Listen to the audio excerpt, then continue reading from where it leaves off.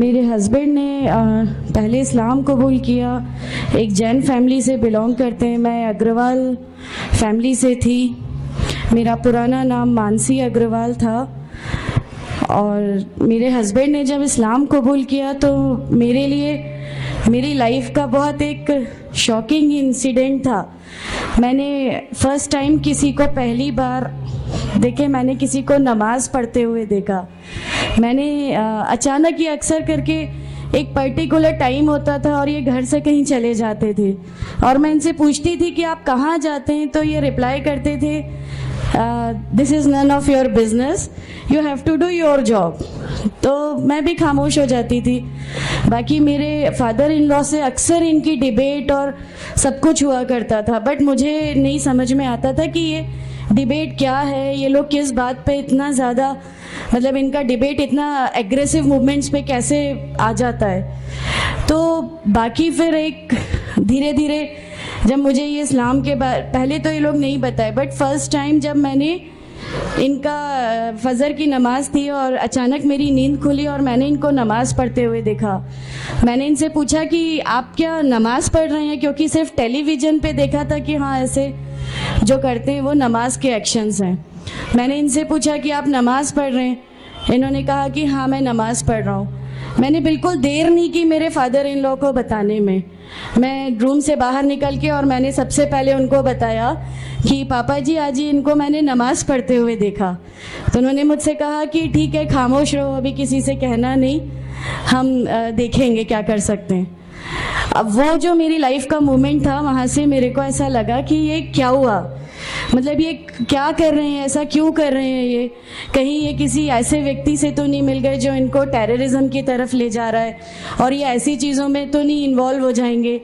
एक बहुत बड़ा डर जो मेरे अंदर था वो, और on that time I was pregnant, तो मेरे को एक बहुत खलबली सी लगी रहती थी कि ये क्या चल रहा है, ये क्या चल रहा है।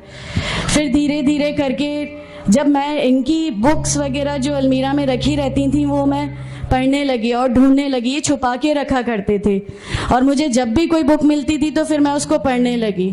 तो मुझे उसमें ऐसा कुछ लगता ज़रूर था कि पता नहीं कुछ है, कोई डिफरेंट चीज़ है, क्योंकि मैंने देखा कि इनके अखलाक, इनकी सब चीज़ें बिल्कुल चेंज हो गई।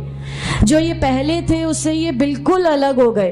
तो मुझे ऐसा पर्सनली लगता था कि इस प्लेटफॉर्म ने इनको ऐसा क्या दिया जो मेरे हस्बैंड को बिल्कुल चेंज करके रख दिया। मतलब अल्हम्दुलिल्लाह ये उस समय कोशिश करते थे कि जो नबी की सुन्नतें हैं, जो हमारे नबी सल्लल्लाहु अलैहि वसल्लम ने किया, अपनी वाइफ की मदद करना, अपनी वाइफ के साथ किस तरह उसके हुकूक की अदायगी करना, ये सब कुछ वहाँ अल्हम्दुलिल्लाह करने लगे। और मुझे जो इनका ये ड्रास्टिकल चेंज था, जो इनको इस प्लेटफॉर्म पे आए हुए 6 मंथ्स या 1 ईयर हुआ होगा, वो देख के मेरे लिए एक बहुत बड़ा मीनिंग, एक सरप्राइज था कि ये क्या हुआ। फिर उसके बाद मुझे लगा कि नहीं, मैं भी अब इसको जानती हूँ, मैं भी अब पढ़ूंगी। और फिर मैं अपने फादर इन लॉ और इनकी डिबेट सुनने लगी। तो जैनिज़्म में गॉड कॉन्सेप्ट है ही नहीं। हर वो व्यक्ति जो बहुत ज़्यादा इल्म हासिल कर लेता है, बहुत ज़्यादा नॉलेज हासिल कर लेता है, तो वो एक लिमिट पर आकर नौजुबिल्लाह गॉड का वो मुकाम हासिल कर लेता है और लोग उसी की फिर पूजा करने लगते हैं, उसी की वर्शिप करने लगते हैं। तो मेरे दिमाग में, मैं अग्रवाल फैमिली से थी, तो मेरे दिमाग में था कि नहीं, हमारे जो भगवान है वो 3-4 हाथ वाले हैं, इनका क्या एक ही गॉड है जिसको जाके आपको पूजना है। तो नहीं, मैं इनसे तो कुछ नहीं मांगूंगी, 3-4 हाथ वाले भगवान ही होते हैं, ये नहीं कुछ वो ऐसा रखते।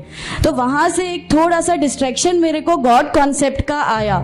और ईश्वर है जो इस दुनिया को चला रहा है, ये हमेशा मेरे एक जहन में रहता था। तो मुझे मेरे फादर इन लॉ कहीं ना कहीं उस प्लेटफॉर्म पे आके गलत लगने लगे कि नहीं, ये जो कह रहे हैं वो सही है और इनकी जो डिबेट है उसका एंड जो है वो ये सही है। फिर धीरे धीरे करके मुझे इनकी चीज़ों पे यकीन आने लगा अल्हम्दुलिल्लाह। फिर हमारे एक फैमिली फ्रेंड है, उनके यहाँ ये मुझे ले गए। वहाँ पर किसी ने मुझसे कहा कि मैं बहुत बुज़ुर्ग हो चुका हूँ, कलीम सिद्दीकी शायद हैं, कलीम सिद्दीकी साहब है, मुझे उनका नाम ध्यान नहीं है अच्छे से, बट उन्होंने मुझसे कहा बेटा मैं बहुत बुज़ुर्ग हो चुका हूँ, मैं चाहता हूँ तुम कलमा पढ़ लो, मेरी ज़िंदगी रहे ना रहे, मैं आपसे मिलूँ ना मिलूँ, तो आप कलमा पढ़ लो। तो अल्हम्दुलिल्लाह मैंने कलमा पढ़ लिया। कलमा पढ़ने के बाद भी जब हम घर लौट रहे थे तो मैंने इनसे कहा कि मैंने सिर्फ अभी कलमा पढ़ा, अभी आप ये मत समझिएगा कि मेरे को सब समझ में आ गया और मैं इस चीज़ को मान लूँगी। इन्होंने कहा नहीं, तुम्हारी मर्ज़ी, किसी में कोई फोर्स नहीं है। तो अल्हम्दुलिल्लाह अल्लाह ताला का एहसान है, उस कलमे की ताकत थी। और ये हमेशा कहते थे तुम्हें कोई दुआ मांगनी है तो तहज्जुद में मांगा करो। तहज्जुद का जो टाइम होता है वो बहुत कीमती होता है और उसमें अल्लाह ताला सबकी दुआएं कबूल करता है। इन्होंने मुझे एक दुआ सिखाई थी कि तुम एक दुआ मांगो कि या मेरे रब, अगर मेरा हस्बैंड गलत रास्ते पर है तो उसको सही रास्ते पे ले आ, और अगर मैं गलत रास्ते पे हूँ तो मुझे सही रास्ता दिखा दे। अल्हम्दुलिल्लाह मैं ये दुआ कंटिन्यू मांगती थी। एक बार मेरी नींद अल्हम्दुलिल्लाह तहज्जुद में खुली और बस मैं नॉर्मल जैसे एक ध्यान करते हैं वैसा मैं बैठ गई और अपने आप अचानक दिल चाहा कि बस सजदा करूं। मेरी ज़िंदगी का वो पहला सजदा था और उस बहुत लंबा सजदा था और उस सजदे में मैंने मेरे रब से क्या क्या मांग लिया मुझे भी नहीं याद है। और उस समय मुझे ऐसा फील हो रहा था जैसे अल्लाह ताला खुद मुझसे बात कर रहा है, अल्लाह मेरे सवालों का जवाब खुद दे रहा है। अल्हम्दुलिल्लाह बस उसके बाद तो ऐसा लगा कि नहीं, इस्लाम हक है और इस्लाम पे ही चलना है। उसके बाद फिर बहुत सारी परेशानियां लाइफ में आई, सब कुछ आया, बट अल्हम्दुलिल्लाह अल्लाह का एहसान है कि अल्लाह ताला ने हर परेशानी, हर चीज़ को ऐसे ले लिया कि हम लोगों को कभी एहसास ही नहीं होने दिया कि ये कोई परेशानी थी। ऐसा लगा कि अल्लाह की पूरी राह में हम लोगों को रिवार्ड ही मिलना है इस चीज़ का और अल्लाह हमें इसका रिवार्ड ही देता चला जाएगा।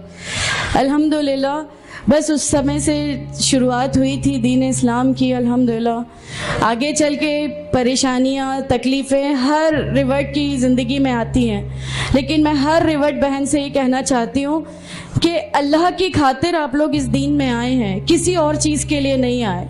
तो अल्लाह ही की खातिर इन परेशानियों को भी झेलिए, अल्लाह ही की खातिर झेलिए। अल्लाह ताला अगर आप लोगों से, माशाअल्लाह मैं जब घर से निकली, जब हमारे फादर इन लॉ ने हमें घर से निकाला, मेरे बच्चे की, छोटा बच्चा था, छोटे वाले की सिर्फ एक दूध की बोतल थी, इसके अलावा कुछ भी नहीं था।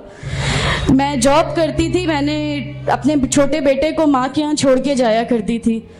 मेरे मम्मी पापा बहुत ज़्यादा मतलब हम लोगों से डिटैच नहीं हुए थे, एक मोहब्बत थी उनको हमसे, तो उस मोहब्बत के कारण मतलब उन लोगों ने कभी हमारा उस लेवल तक अपोज नहीं किया जो इन लॉज की तरफ से आया।